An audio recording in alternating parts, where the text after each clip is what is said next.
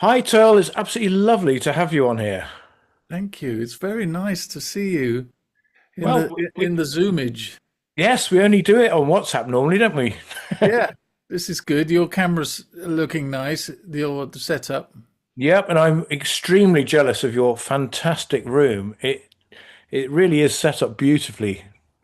It's my secret hiding place where I spend a lot of my time. And it's a wonderful place full of stories, actually. Every single element here is a bit of history.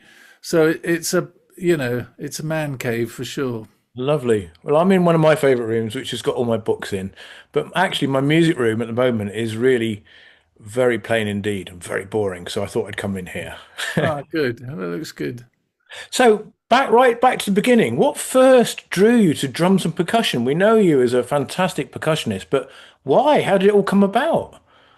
Yeah, well, I mean, people have asked that over the years, and I think the older I've got, the more I've realised of the pointers in that.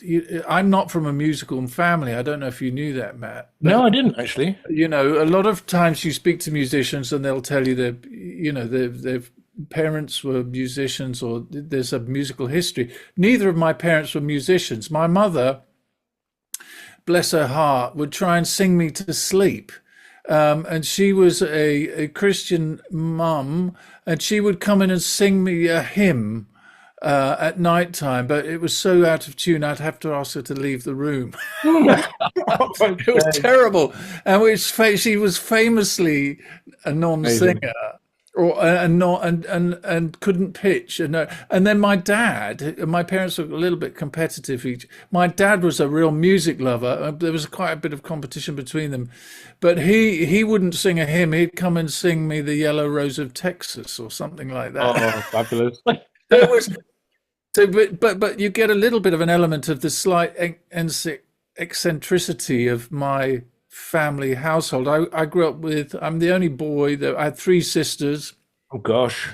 My father was worked away a lot, uh, and I think I we all watched and saw how he absolutely loved music and had a real diverse taste. He was a music collector. He had a lovely hi-fi and a, a collection of really broad everything from some classical music, more sort of big band jazz stuff Mhm. from his background, but also a lot of contemporary rock and roll and stuff that was happening in the music scene in the early 60s when I was a small boy, so he was listening to well, by the time I was a sort of 10, 12 years old, he was listening to Zeppelin and things Amazing. like Elton John but also jazz and blues and different music with different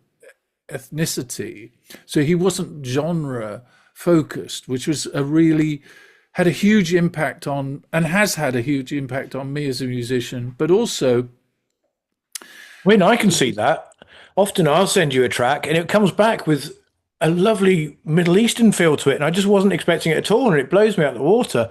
And yeah, I get the feeling that you really approach a track from what does this need rather than what have I been asked for? If yes, that makes- exactly. I mean, I listen to music and I'm hearing, like we all do, through all the filters of who we are. And my musical filters are really broad. So I've never been someone who's just listened to one kind of music. My playlists, if you like, that I put on a super eclectic, So yeah, that will happen. That happens with everything I do. So So, when did you start drums or so percussion? yeah, so I'd started when I was a very small boy, and I was, going back to my father really. He brought my parents bought me a little drum kit when I was about 12 years old. But really, drumming, I think, was a way of getting my dad's attention.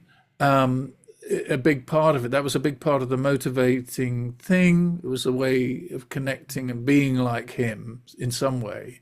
And of course, drums are noisy and and I just took to it. he taught me how to listen to music a lot, because he would listen and he would hear something, a guitar line or something in the music, and he would go, he would pull a face, and or if there was a groove, he would be moving to it. So Wonderful. I had all those prompts as a small child.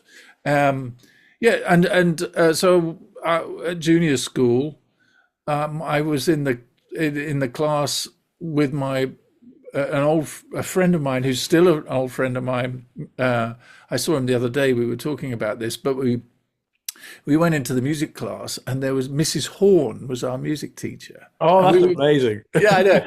And she would open the cupboard, and in there was all these percussion. It's a bit like my room here, full of percussion instruments on these shelves. Actually, it was, if we could see it today, it was probably a little school cupboard with a handful of things. But there was this snare drum sitting on the shelf, and I looked at it, and me and my friend PJ, that's his name, we we would we would both go for it, and I want that, And, yeah. So one or other of us would end up with the snare drum and be able to play a little bit. I can't remember Amazing. what we played or anything like that, but I soon had a little band with some friends from the school. We were just, I suppose we were probably 10 or 11 years old, playing, All Right Now by Free and Fabulous. stuff, two acoustic guitars and a drum kit, Yeah, that sort of thing. Yeah, so that's how it all started, really. Very, very young. yeah, yeah. I mean, I think the first Yeah. time I saw you was at the Band on the Wall in Manchester, and you were playing with Iona. And for me, in my must have been early teens, I guess, we got taken there by like a youth group leader, and I didn't really know what to expect, but it absolutely blew me away. And in all honesty, absolutely life changing. I probably wouldn't be doing what I'm doing now without if I hadn't gone to that gig. So Matt, that was probably, so that would have been mid 90s, wouldn't I it? think he just released the first album. I think. So early 90s even. Yeah, yeah, yeah. So that's a long time It was a ago. long time ago, and I've been Thir- listening to you ever since. 30 years or something. Yeah. My goodness. But I Look at mean, I've seen you old guys play, quite a lot. And the two things that I really stick in my memory of your playing are there's one track, I think it's Chiru, where you're playing with four drumsticks, boom, dum, dum, dum, dum, dum, which just really was just bombastic and huge and massive. It's just fabulous. yeah. Well, it was actually, from my memory, I remember that very well, but it was actually a piece called the Kells theme. Oh, you're right. Yes, yes, of And course. it had this fabulous anthemic line with Dave Fitzgerald and Dave Bainbridge playing in unison together, and Joe singing, making these declarational Bum, words. bum, bum. Dum, Yeah, dum, dum, dum, dum, wonderful. and actually, yeah, and my vision for that, because it was a real spiritual piece of music with a Hmm. real theological declaration about it. And in my mind, the idea of having four sticks was that would have two of them, and this spiritual element would have the other two in my Oh, hands.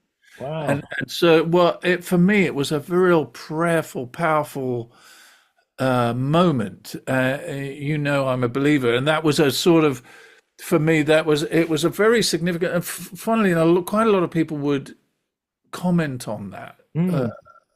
that it had a power to it. So So it was like, I'm not doing this by myself.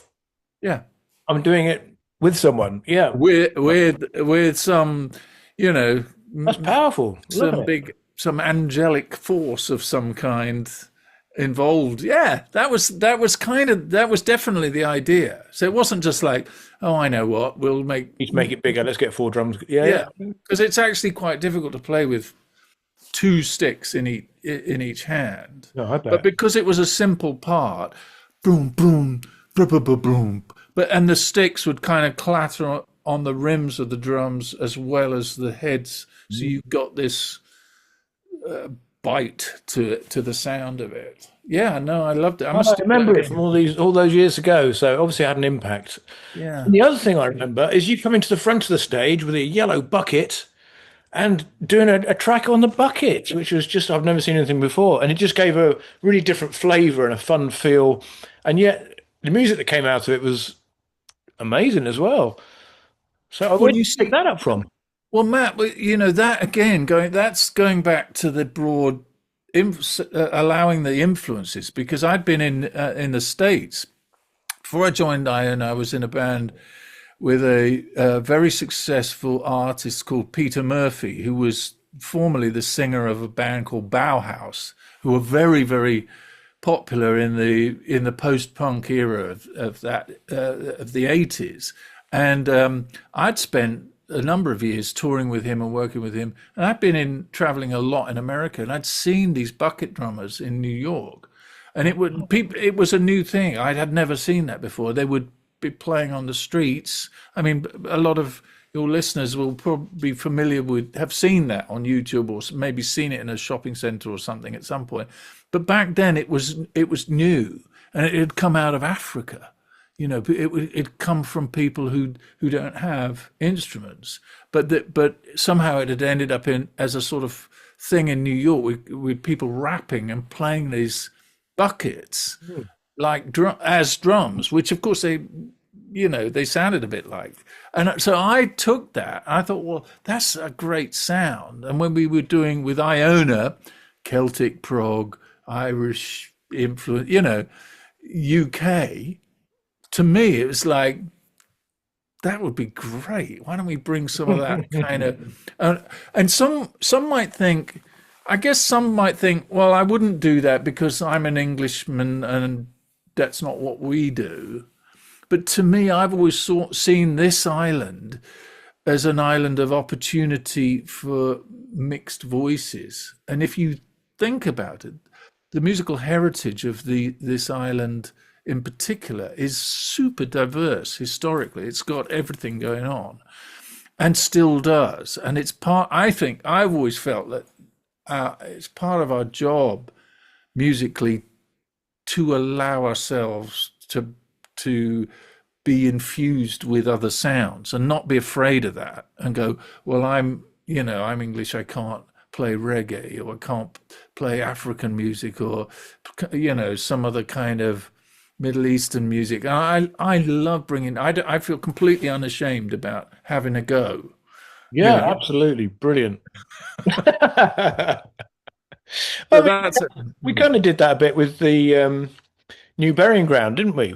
With the Grace Machine. Yeah, yeah, Because, I we mean, did. that's kind of deep South slave plantation music, Yeah, and in some ways I'm thinking, can I sing this? Am I allowed to sing this? Am I taking it? But yes, I think so. I think you just got to do it, and you've got to celebrate the music that's out there and all the different types of singing. You just got to sing it with heart and be who you are, but yeah. wide range. You see that? Yes, and you're absolutely right. There is, and it's right to challenge oneself on a cultural appropriation aspect of what we do. But if what we're doing is trying to elevate and honor a source, I don't see personally any reason why one shouldn't do that. If some, you can't please everybody. Someone might be, I remember I was in a reggae band for a while in somewhere around the late 90s. At some point I played with some guys in a reggae band, and I remember one or two people saying, why are you doing that? You shouldn't be doing that because you're a white guy.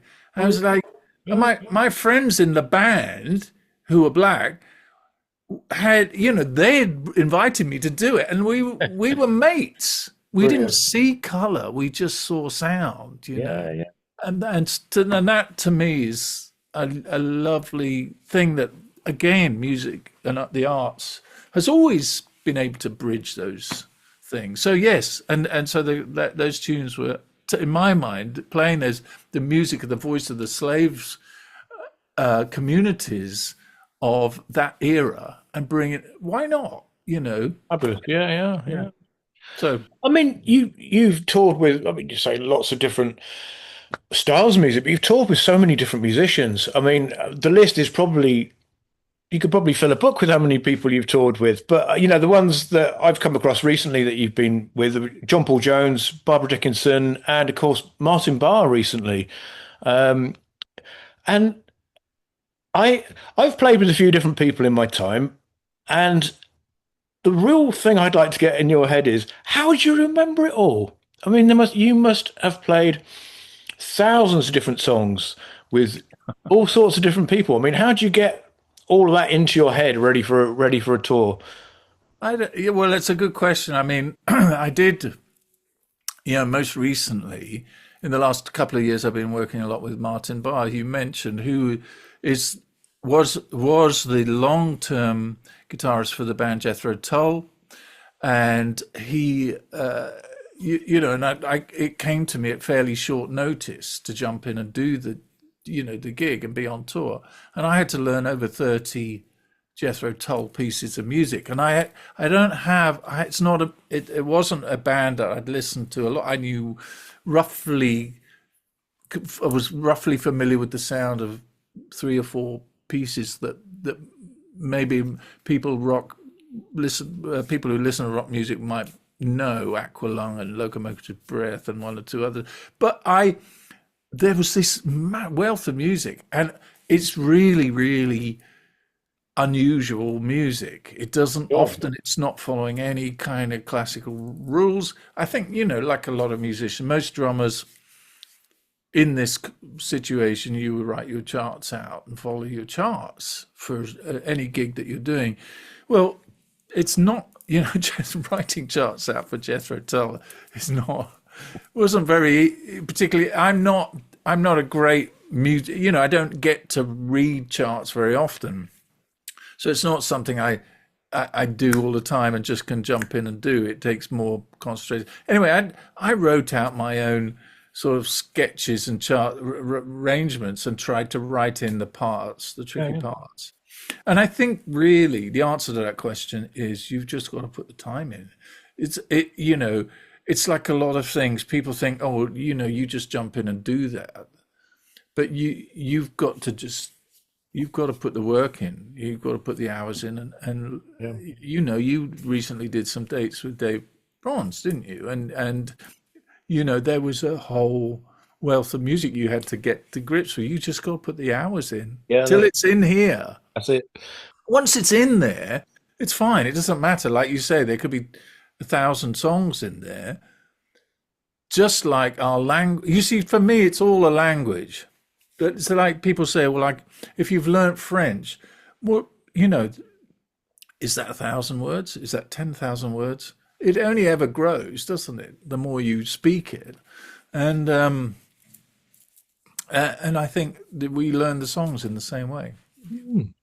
So when you're playing with all these different artists and they're different styles, genres, flavors, different instruments you're working with, how do you adapt your style from one to the other? Do you consciously think, this is this particular style, I'm going to need this kind of snare and these handheld instruments, and do you or are you Terl and you have a kit and then you use that kit in different ways for different flavors? How do you go about that? Well, as you can see from my room behind me, Yes. I've got a sort of this is only a starting point of what I've got to pick and choose from, How many really. snares have you got, Terl? Come on. There's how many is up? There's two, three, six. There's about 12 up there. There's a couple. I don't have a huge collection of stairs really. That compared to some people I know, but there is a few there, and but every one is a different sound and has a different purpose. And like you said, picking the right thing for the right, the right instrument for the right sound is a mixture of question marks in the process of thinking through.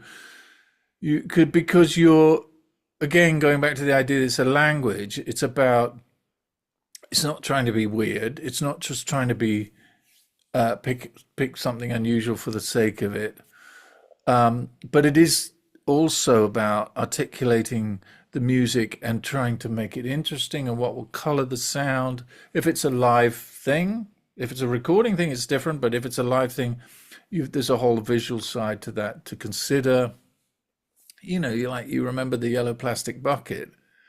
It so it's not just a sound; it also has an impact in the show. So there's the performance aspect. It's the combination of those things, really.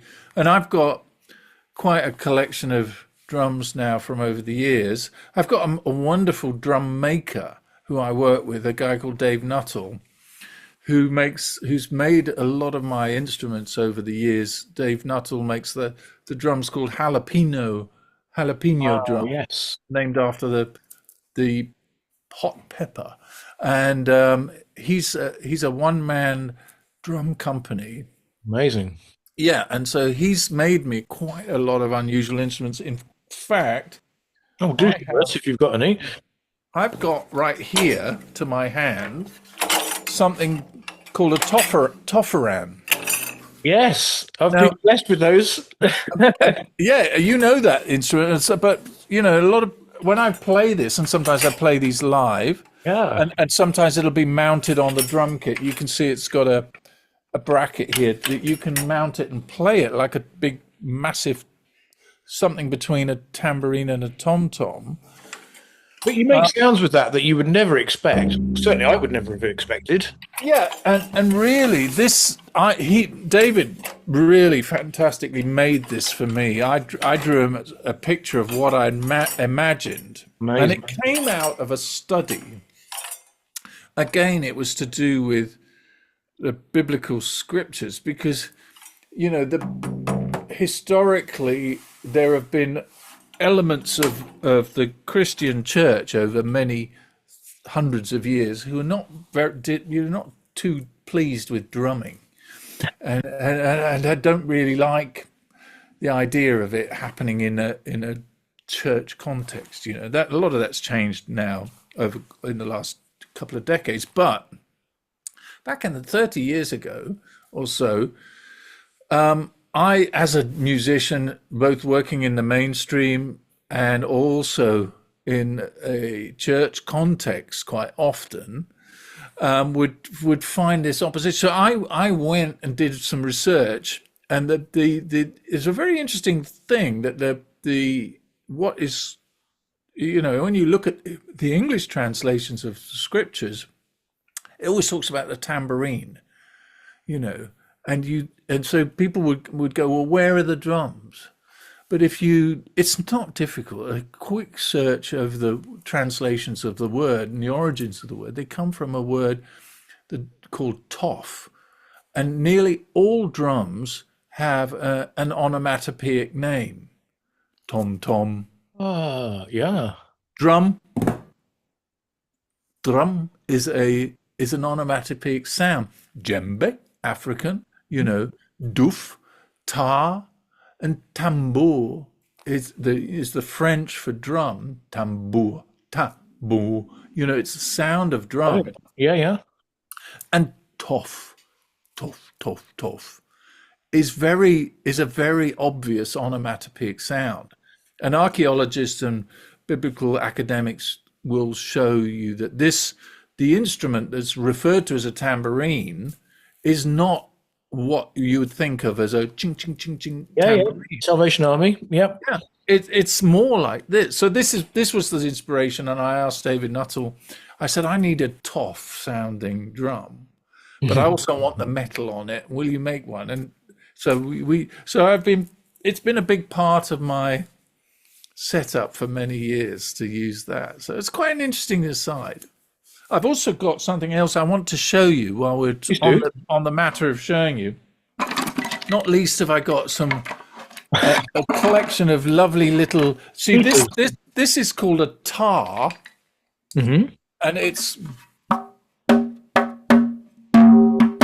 so it says ta, Oh, yeah. which is a higher pitch sound. This is also a drum that David Nuttall's made for me, but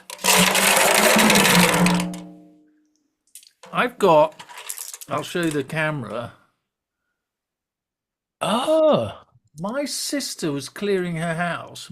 She said our father had a cardboard box full of ball bearings. steel ball bearings. She said, Yeah. "Well," she said, "What shall I do with them?" I said, "Well, give them to me." And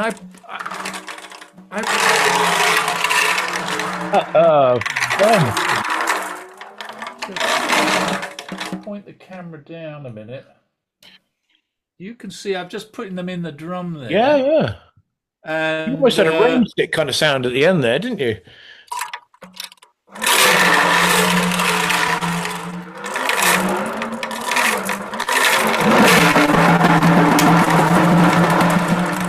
I Wonderful. don't know. You can possibly expect to see hear that on another That recording at sounds some good. point. And on the I work we just, you know, on the work we've just done together, you used a couple of instruments that I hadn't really come across. One was a bull roarer, yeah, a bull roarer. and I didn't even know that was an instrument. I just heard the name in Lord of the Rings. There's a bull roarer toque in there, and Yeah, that's for the geeks if there's any yeah. listening.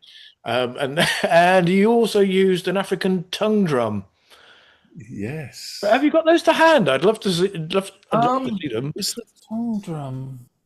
Where is that? I may have put that away. Oh, don't worry too much. I haven't got either of them hit right at hand. They've gone back in the box. But the bull roarer, for your listeners, is literally it's from it's an Australian Aboriginal origin. Like the didgeridoo comes from that region of the world. People are more familiar with that. But the bull roarer is like a what are they? Boomerang. Hmm. It's a flat piece of wood, but it's not curved like a boomerang. It's just flat. It has a rope on one end, and you swing it. And as you swing the bull, the stick, the piece of wood starts spinning on the stick, and it makes the most fantastic I mean, spooky that's, noise. that's what it sounded like when I heard it. I thought, oh, it sounds like it's being swung round. Yeah, And it's an amazing. It's kind of got these deep notes in there. Woo, woo, woo. It's not. yeah, Um, but for you to say it actually is, I'm quite pleased about that. That's yeah. amazing. Can you do And it then, or do you need to go outside? no, you can. I can do it in here, but I have to be super careful Yeah, because I bet. you could just trash your room. You hit something. Yeah, so I kind of try and do it up and down, Yeah, yeah. but I can only do it on a short string in here in the room. But I have recorded them in bigger space. Of course, if you've got a nice big, like a church building that's got the ambient sound, Hmm. that would be fantastic. No, if you used a longer rope, would you get a different sound? Would it be deeper, presumably? I don't know how much it would affect it. I think it would because the oscillation of the rope is part of the Yeah. equation of so Ah, it might turn slower. You might hear, I don't know. be fun. Be fun We'll to have to try. try it. We'll have to try it. And of course, the tongue drum is slots cut into a metal like a where is it? I think I put it away somewhere. I haven't got it. But I'll tell you what I do have. I have something of quite interest. Oh, Now, okay. you tell me, well, what is that, you might say? Well, I'd be guessing it's a beater for a massive Chinese gong that's 6 foot tall. Now, my father gave me this. I don't know where he acquired it. It's actually a policeman's kosh No. from the last century. Oh my goodness. If Oh, you, you've I got don't. someone misbehaving Yeah, in the yeah. in the community. There was a time in fairly modern history where you might get With that, that on the back of the head if my you were word. mucking about outside the pub late at night. What are you hitting with that, Terl? I've just got it. I don't know. So we try. You're going to need something fairly simple. No, I guess Maybe not. I've I have used this with my gong. So I've got a 34-inch beautiful What I was Taiwanese gong. imagining, yeah. And you normally with a soft beater can make that, sing. But you also, I use metal and things like this. Kang will give it a really, because the size of the head of the drumstick you use changes the tone of the metal when you hit Okay. it. Uh-huh. So when I'm playing cymbals, any drummer will tell you this. If you use a lighter, thinner stick with a smaller bead on the end, you get brighter, toppier sound when you're riding a cymbal. What are you, what are you going to get with that? I'm not sure. Well, do let us know when you found out for sure. So when you sit down and just jam by yourself, you've got, I mean, if you have time to do that with all the other stuff you're doing, what comes out? What's your kind of go-to, or is it very mixed? I mean, yeah, like any musician, there's things you default to because it's kind of in your practice voice repertoire. There's the kind of things, and for drummers, we we get trapped with rudimental drumming. It's part of the education of the drum world to learn to play sticking rudiments. And Mm. what those are for people who may not have heard that term is you play patterns, stick patterns to work your hands equally, and they're combinations of single and double hits. Most people have heard of a paradiddle. Paradiddle. So diddle is two, paradiddle, paradiddle. So Yep. and it's a way in which you start putting muscle memory into your hands in a practical way. But but the down the road, the problem is you get stuck in the patterns of the rudiments you've played. And for me as a musician, the way I think about music is it has to speak. It doesn't have to speak in logical, rational, tangible ways, like work with words, but it has to speak in musical language. And if your technique hinders your language, then you have to either get past that. I mean, if you talk to jazz musicians about this, this sort of thing, this sort of philosophy of playing, it's really, really important to develop your technique so that you have vocabulary for your music, but you mustn't. Ideally, you don't want to just deliver a discourse of vocabulary. You've got to communicate something. So Sure. that has to be intentional. So what are you trying to say? So for me, it sort of answering that question, if I sit down at the drums and play, if I can stop myself, if I'm not just practicing mechanical stuff, I want to try and say something. And some of that is deeply spiritual for me, prayerful, if you like. And or it might be, it might be quite therapeutic. I gave lessons once to a guy who had a very, very difficult job in the London Metropolitan Police, and he was a guy who also wanted to play in a band and wanted to do things, but he knew he wasn't really good enough. So, and he kept coming to me for lessons. He really, really wanted to do this band thing, but he never got any better because he couldn't have practice at all. And after about a year of lessons, he was very frustrated. He came. He said, "Oh, I don't know what to do. I just can't keep going doing this." And I said, "Look, you've got to let yourself off because you haven't got time. But you love drumming. Why do you have to do it in a band?" And he never really thought about it. I said, "What do you love doing?" He said, "I just love going in my room and just bashing my drums, after a big long day at work. And I've been chasing baddies all over London or whatever he does, and there's all the politics around in the intensity of the job he's in. Just get it out." And I said, "What? let that be your language. Why not let that? So, and he called me up. He never came back again. He called me up, and he said, "I've discovered it. You've helped me find my purpose as a drummer is not actually to be a musician job playing with other people. It's actually my personal therapy. I come home, I let all rip on my drum kit, get all out get my tension out and get free of, and it's a real therapy for him. And he fell in love with drumming in a new way. So, but that's I can really relate to that. For me, being a stiff upper lip Brit and all that, sometimes we don't know. We have what we say to the kids is you've got big feelings, and sometimes you do. You're just full of stuff, and you don't even know what it anger. is. Yeah, where do you put anger these days? But sometimes it's good stuff. It's bad stuff. It's you don't even know what it is. It's just like this big ball of stuff that you haven't been able to express somewhere. And for me, picking up my guitar and that's where it comes out. Sometimes I don't know what I'm saying, but it's a communication of emotion.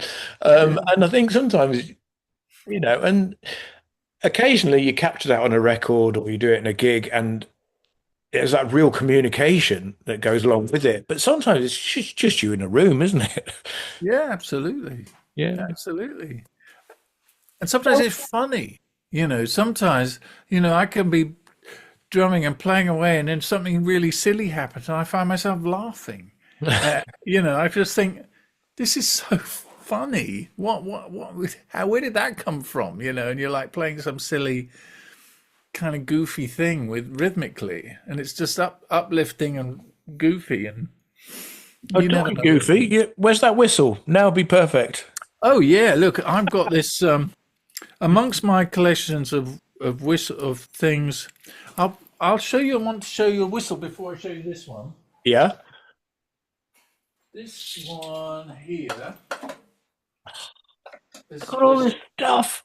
there's stories everywhere. You see. Now Oh look at man. that. That is an officer's whistle from the First World War, and Oh and that that wow. that was my granny, one of my granny's brothers, both of whom were killed in that war in France in 1914 and 1915. So that whistle is a whistle to blow when you're jumping out of a trench. Oh my goodness. I know. And that's here. Oh. That might have been around one of them's necks. I mean, you can't make that up. I mean, it's. But here's a tiny little. Look at that tiny little fella. Can you see Oh that?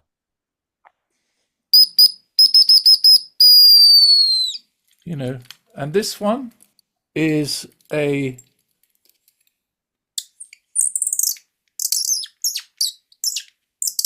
Can you hear that? Yeah, that's magical. Sounds like birds. Yeah. Oh, that's brilliant. I love that one.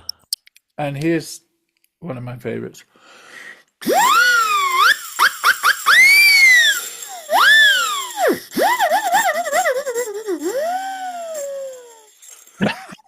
I'd just like to assure the listeners that Terl didn't use that one on my latest album. He wouldn't let me. It Oh, was cut in the editor's cut.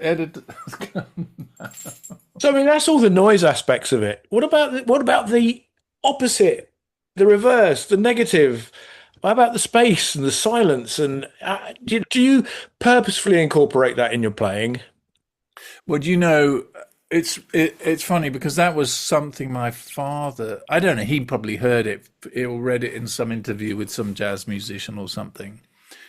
But I always remember him just saying the spaces are as important as the sounds, and it's a huge, huge thing as a life lesson.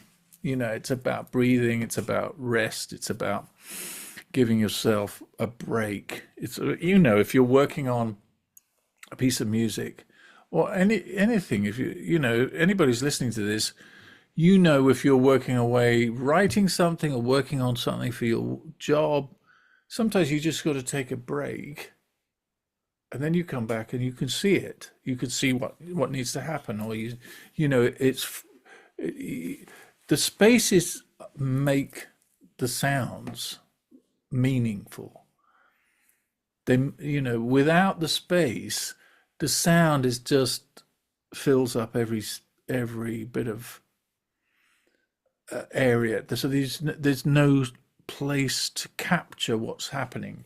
And that's not, it's very true of rhythm, and it's very true, you know, melody, a melody without rhythm, it doesn't exist. The melody, ba, ba, ba, ba, ba, ba, if it's ba, ba, ba, ba, ba, ba, but if you got ba, ba, ba, ba, ba, ba, ba, ba, suddenly the melody starts to mean something. So the spaces in the rhythm give give its language validity, if you like, and that's just that could be a little melody with just two notes like that, or it could be, you know. So I think it's when you look at the drummers on YouTube today, and you know, hats off to all those guys out there and girls who are bobbing around on their drum seats, showing us how fast they can go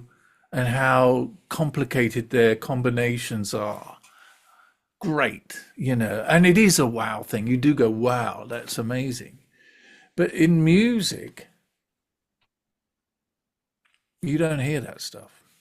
You know, you don't hear that in the music that people go, I'd like you to play that at my wedding, or I'd like that music to be played while our child is being born, or please will you play that at my I don't want someone doing a drum solo at my funeral. Noted. I want something that's going to have space in it. Yeah, lovely. So the space will give you, the space allows it to come here. You know, there's a place for the really loud and the fast and the full on.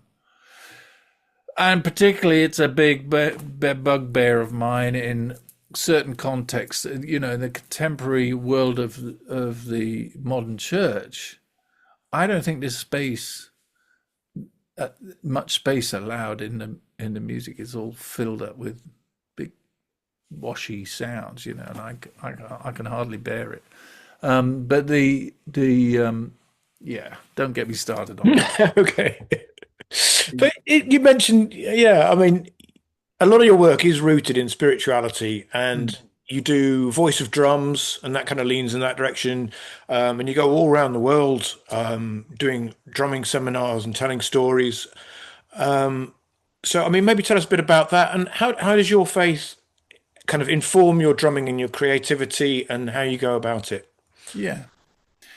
Oh, that's Yeah. a big question. Take Well, you will out of it. I think, you know, I came to my active faith in my early 20s. And like a lot of people, I didn't, you know, I had some Christian church context as a small boy.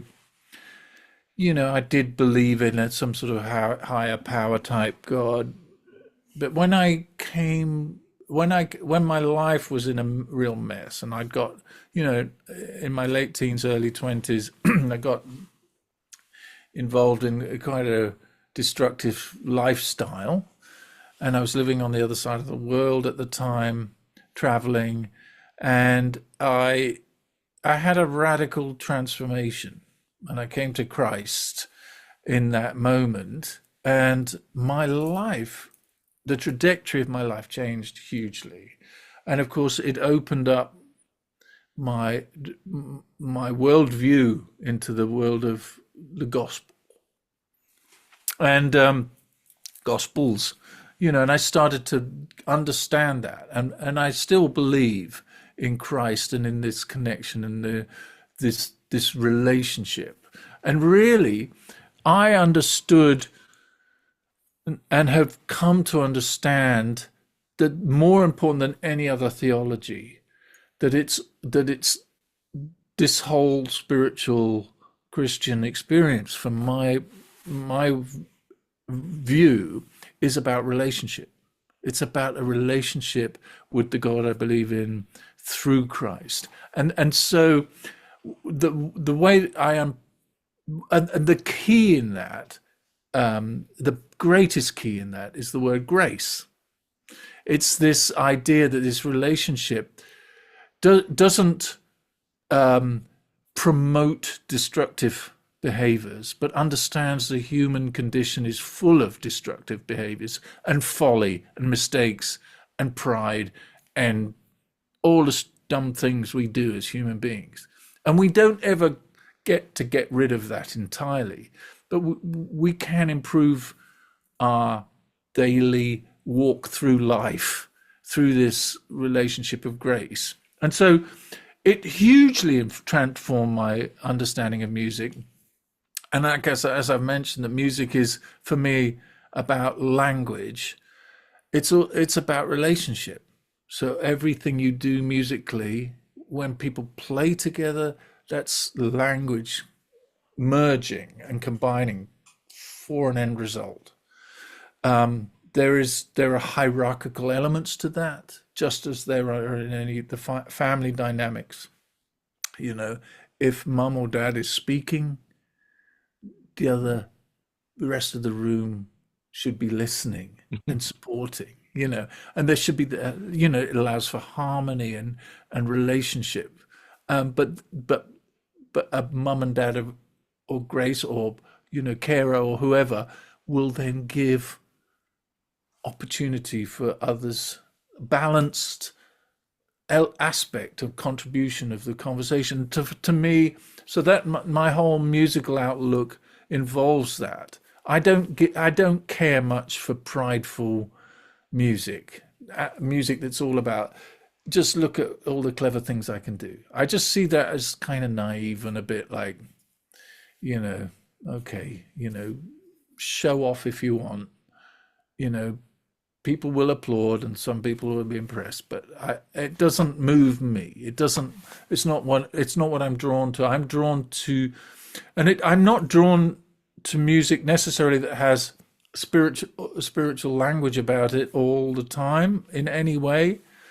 There's a lot of music I absolutely love that might not be telling a story that I would entirely support morally or otherwise, but I hear the authenticity of the language, the poetry, the expression that needs to be made in a relationship. And some people have questioned me, like, how can you play with some of the artists you've worked with? And and sometimes for me, it's about relationship. How do you get alongside people? How you are? Why are you there in a relationship?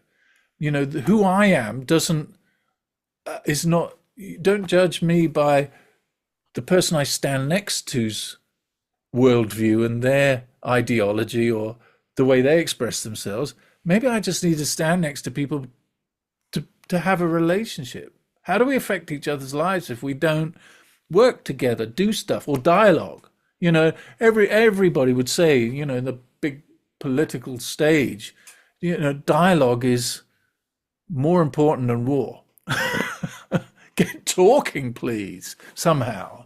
Then if relationships can develop, then there's more hope for change through relationship. And so that my spirituality is there, my music's there. And so you asked about the traveling and stories and workshops and stuff. And that's all for me. I never expected it. I was just a drummer playing for people.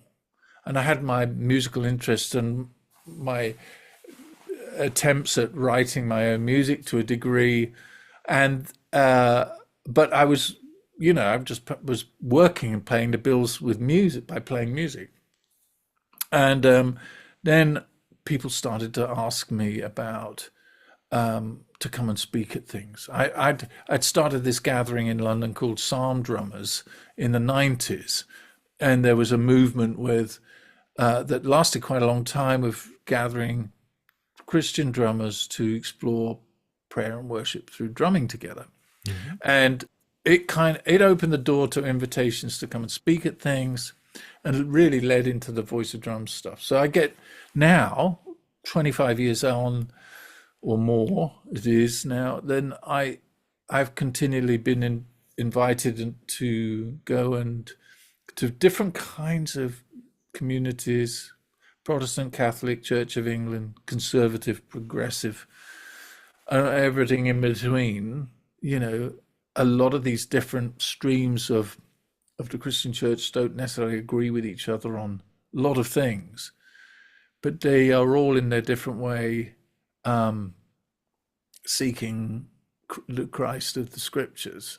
And I stand with them and go and spend time with them and do stuff. And I love it, And I've been all over the world, India, Asia, America, and it's amazing. And I'm just You looking. couldn't have made that up when you were 20, could you? You couldn't have No, dreamed of doing that. no. I see it as the gift of God in as a way, because when this transformation happened in my 20s, all I wanted to be was a rock and roll star. I just wanted. I wasn't really even after stardom. I just wanted to be in the band and enjoy the fun, Yeah, yeah. be on a stage and have an audience. And I didn't realize my own potential. And I feel like if God speaks to me, or if you can imagine him speaking, I feel like he'd be saying, let's do you want to watch the Raiders of the Lost Ark, or do you want to be in the film? And I feel like I was invited to be in the film. Oh, amazing. I love it. I love it like that, and I feel like so privileged and honored to have had the journey I've had. Amazing. So, while we're on the topic of you going around the world and talking to people, tell us about Bullets and Banter. It's not quite round the world, but Yeah. Well, it's actually Bullet singular. oh, is it? Oh, Yes, because Bullet is the name.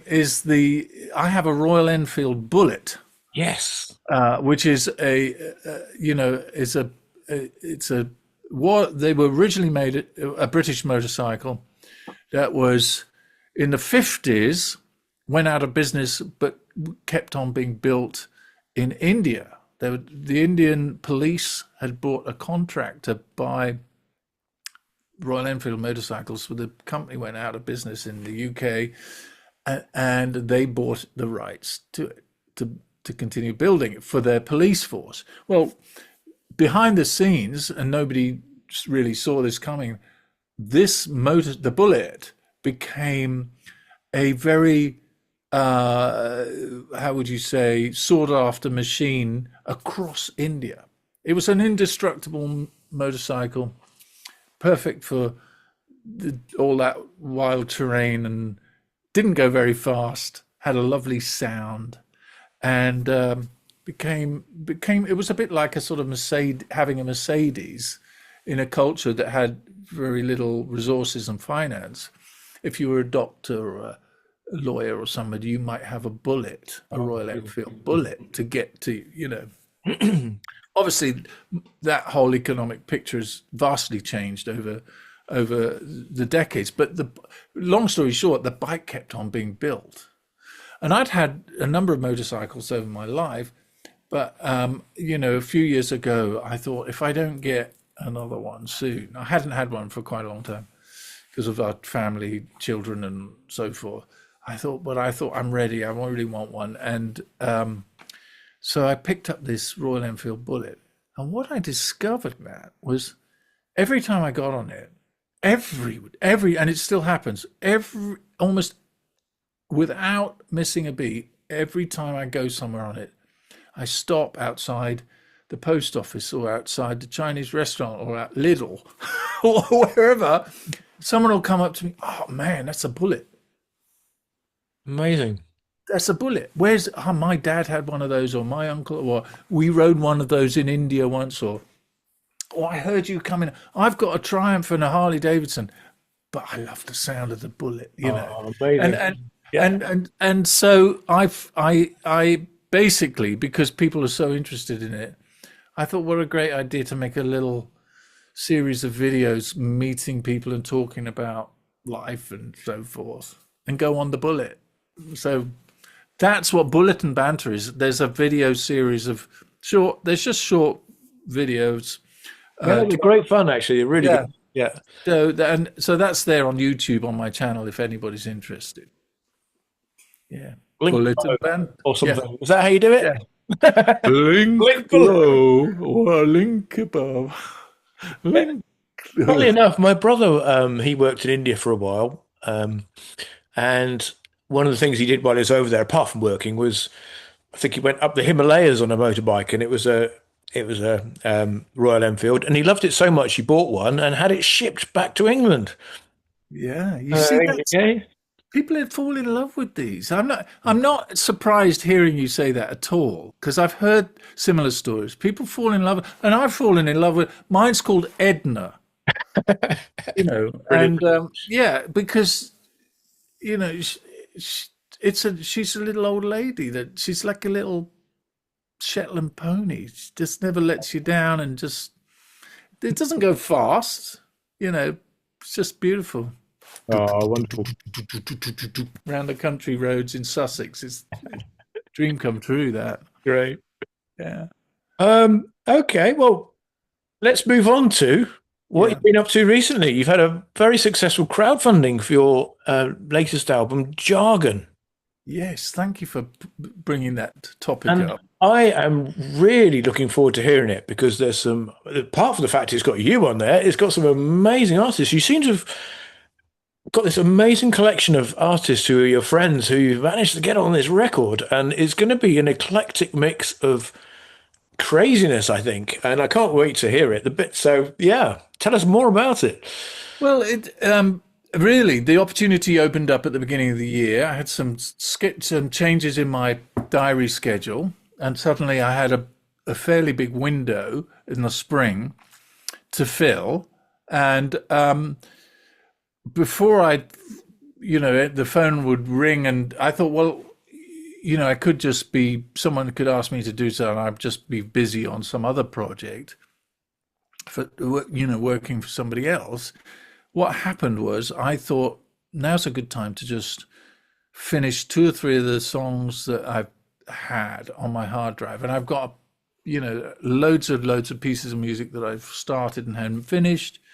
And the story is, historically I'm working for other people and not creating my own musical art form. Anyway, this started to happen, but then obviously I was faced with how to fund the making of the record, and I spoke to a Business, couple of, isn't it? it's costly and it's time consuming.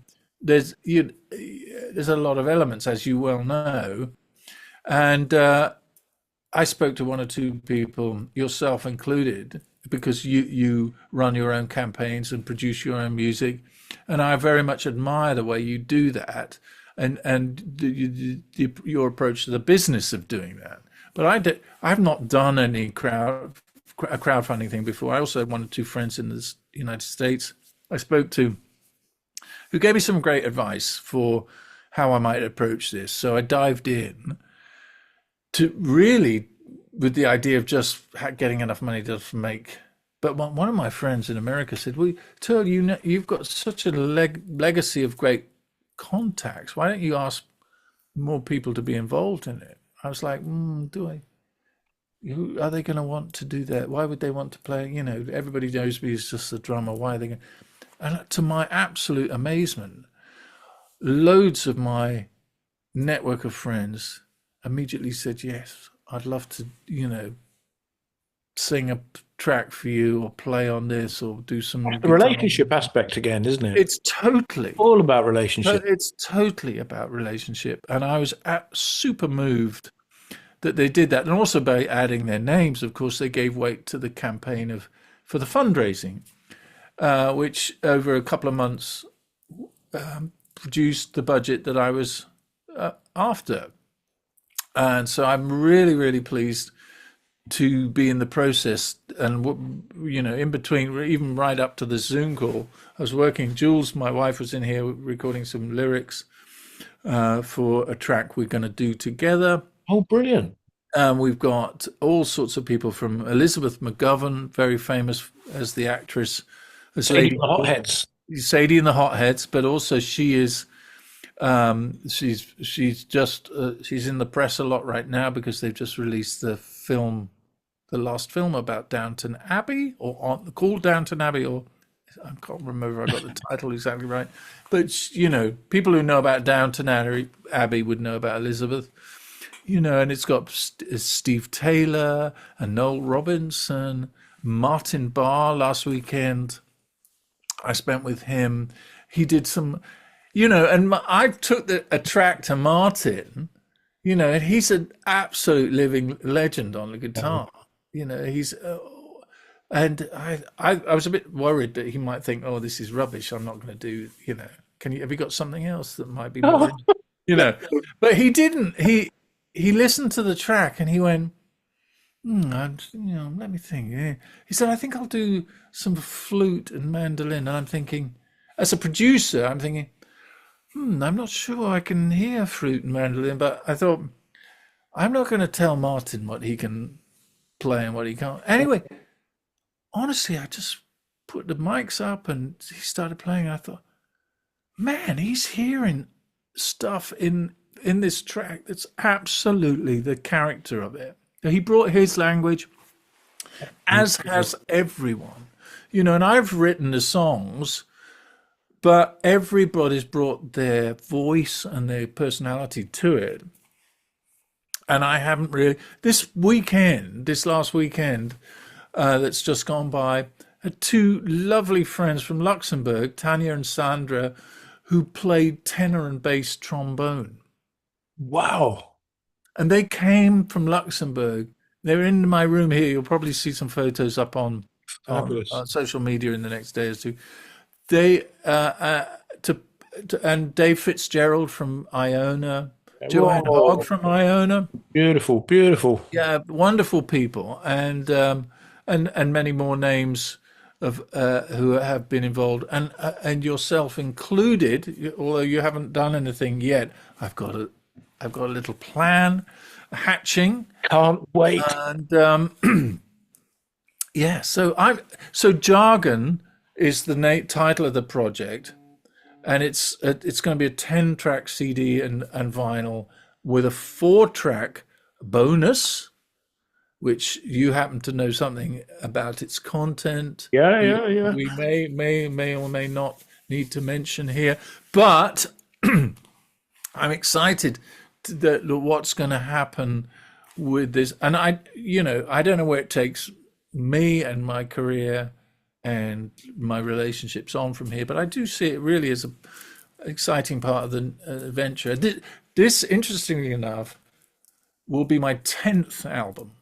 Wow. Yeah, because I've done albums with the psalm drumming movement that I was heading up. I've done 2 or 3 albums specifically focused on the Christian church listeners for, and other stuff. In more recent years, I've done a couple of albums, Kaleidoscope and 7 Times, which had more of my, instrumental music on it as well. So there's a whole, but I think this is next level. It's next level because of the people involved. It's amazing. How could it not be? Yeah, for sure. And I love the artwork, by the way. Thank you. It's so simple, but so powerful. I love it. Yeah. Well, we're a family full of artists. I've got, my wife and I share 6 children. So, people often say, when I say I've got 6 children, they ask me how many wives I've had. There's the one wife, Jules, has given me the most wonderful brood, and two girls and 4 boys, and the 2 eldest are married. So we're quite a large camp, but we're a camp of artists. Everybody's involved in some kind of artistic vocational work. Oh, that's fabulous. I mean, So it's also important, we've got to get the message out there. Being in the arts is a thing. Don't let it, people tell you it isn't. There are all sorts of different things you can do in the arts. yeah, Yeah, definitely. that's an aside. Yeah. Yeah, so but yeah, the world of the arts is it it can be feast and famine. It can be roller coaster. It can be tricky finding your way, understanding your purpose and voice in it. There'll be people, maybe watching this who are puzzled by it, and I think it's puzzling for artists.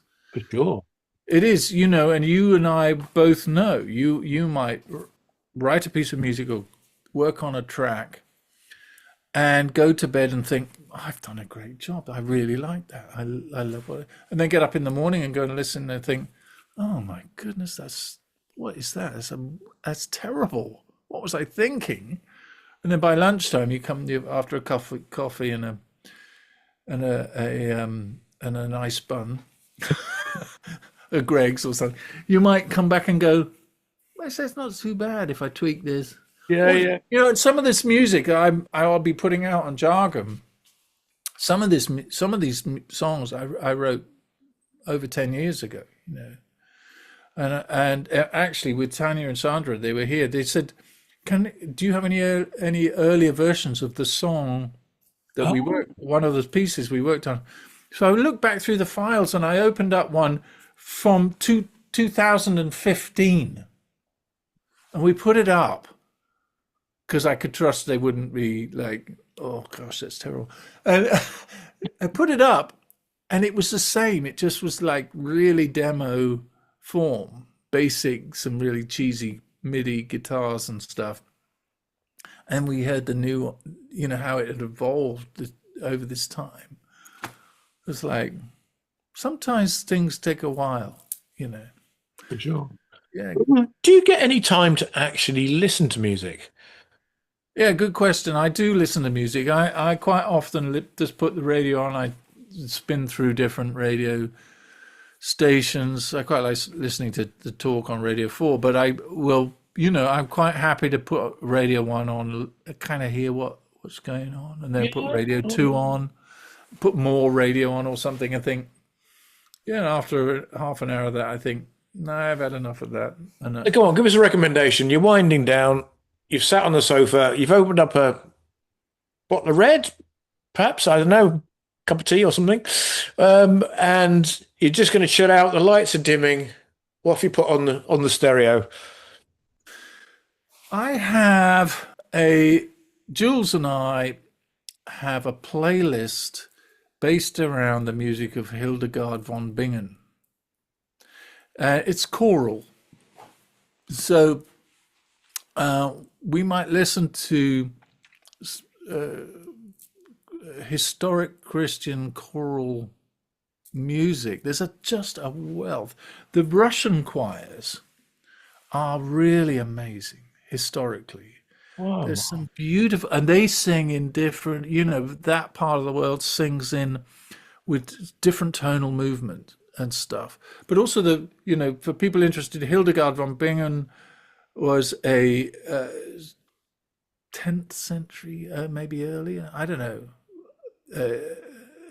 some monastic tonal, people might have heard of Gregorian chant and that sort of thing. So it's got all of those elements, but beautiful themes. Often I don't know what the words necessarily say. Quite often they're singing in Latin. I love that. I don't want to listen to that when I need to get up and go. I might put anything on, from the Rolling Stones to something more contemporary, Stormzy even, or some, I don't know. A lot of the stuff I pick will be,